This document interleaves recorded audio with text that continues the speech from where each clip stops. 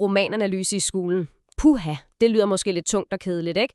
Men hvad nu, hvis jeg fortæller dig, at vi kan forvandle det til en vildt spændende detektivopgave? I den her guide glemmer vi alt om tørre stile. I stedet er det dig, der er detektiven, og bogen er det mysterium, du skal løse. Klar til at knække koden? Fedt, lad os springe ud i det. Det er faktisk slet ikke så svært. En almindelig læser, ja, de følger bare med i historien. Men en detektiv stiller spørgsmål.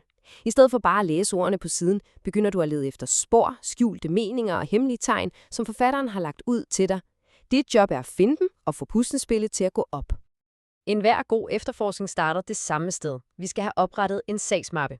Det betyder, at vi skal have styr på de helt grundlæggende fakta om bogen. Det lyder måske lidt som basisarbejde, men tro mig, de her informationer er selve fundamentet for hele din analyse. Her er din tjekliste til sagsmappen. Helt simpelt. Titel og forfatter. Tjek. Er den måske en del af en serie, ligesom Harry Potter eller Ternet Ninja? Og super vigtigt, hvornår er den udgivet? Bare de her 4 punkter kan give dig de første afgørende hints om, hvad det er for en sag, du står med. Okay, litterær periode. Det lyder måske lidt fint på den, men tænk på det som et tidsstempel på historien. En bog fra romantikken er proppet med store følelser og vild natur, mens en fra det moderne gennembrud tit handler om sociale problemer. At kende perioden er lidt som at vide, om din krimi foregår i middelalderen eller ude i fremtiden. Det ændrer jo alt. Og så er der jo genren. Det er præcis ligesom med film. Ved du, det er en gyser, så forventer du at blive skræmt. Er det en krimi, ja, så leder du efter moren. Genren giver dig et sæt spilleregler, og den fortæller dig, hvad du skal holde særligt godt øje med. Det er et genialt spor at starte med. Super! Sagsmappen er på plads. Nu skal vi i gang med det, der svarer til at undersøge selve gerningsstedet. Bogens udseende. Man siger godt nok, at man ikke skal dømme en bog på omslaget, men en detektiv analyserer altid omslaget. Så kig rigtig godt efter. Hvad fortæller billedet på forsiden dig?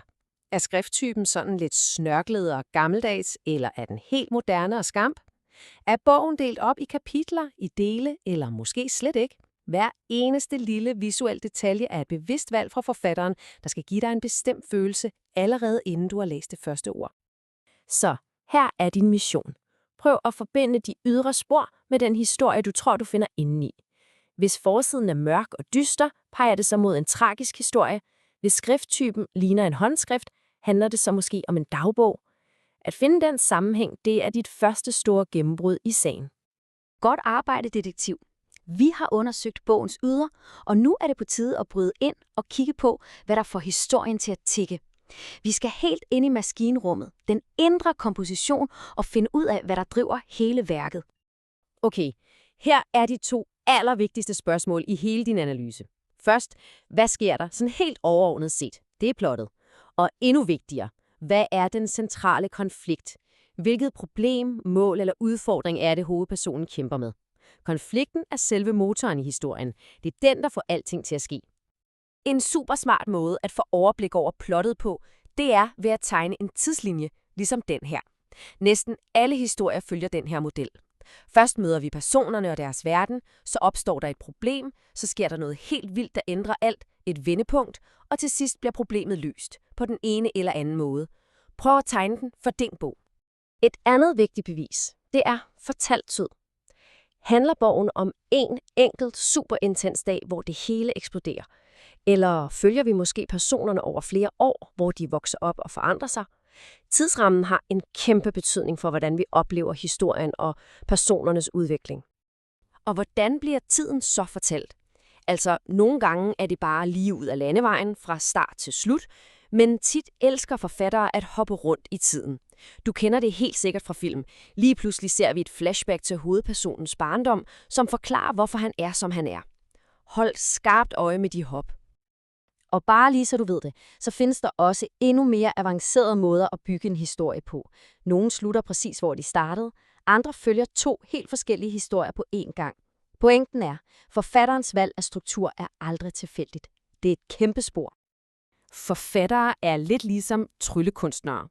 De har en hel masse smarte tricks eller fortællekneb i armet til at fange dig, overraske dig og nogle gange endda snyde dig. En god detektiv lærer at gennemskue de her tricks. Første trick. En medias res. Det er latin og betyder midt i tingene. Og det betyder boom! Historien starter lige midt i en biljagt eller et skænderi, uden at du aner, hvad der er op og ned. Det er mega effektivt, for du bliver jo nysgerrig fra allerførste sekund og tænker, hov, hvad sker der lige her? Næste trick, forudgreb. Det er små, skjulte hints, som forfatteren planter tidligt i historien. Måske siger en person noget mærkeligt, eller måske zoomer fortælleren ind på en helt bestemt genstand. Langt senere i bogen tænker du, nå, det var derfor. Hold øjnene åbne for de små clues. Og så er der selvfølgelig det ultimative trick. Et plot twist. Det er det der what-øjeblik, hvor en afsløring vender fuldstændig op og ned på det hele. Pludselig giver alle de små, mærkelige spor mening, og du indser, at forfatteren har ført dig bag lyset hele vejen. Okay, fedt. Efter den her hurtige gennemgang er du ikke bare en læser længere. Du er blevet opgraderet. Du har nu en hel værktøjskasse, der er proppet med det helt rigtige grej til at gå i gang med din næste romananalyse. Du har fået en checkliste til at samle de basale fakta. Du ved, hvordan du skal efterforske bogens udseende, og vigtigst af alt, du har fået værktøjer til at skitsere og forstå historiens indre opbygning. Du er mere end klar til at gå i gang. Husk på det, næste gang du åbner en bog til en skoleopgave.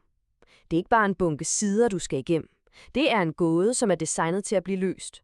Og nu har du metoderne til at gøre det. Så mit allersidste spørgsmål til dig er ret simpelt. Hvilken bog bliver din første sag? Find den roman, du skal i gang med frem. Åbn din nye værktøjskasse og sæt efterforskningen i gang. Held og lykke, detektiv!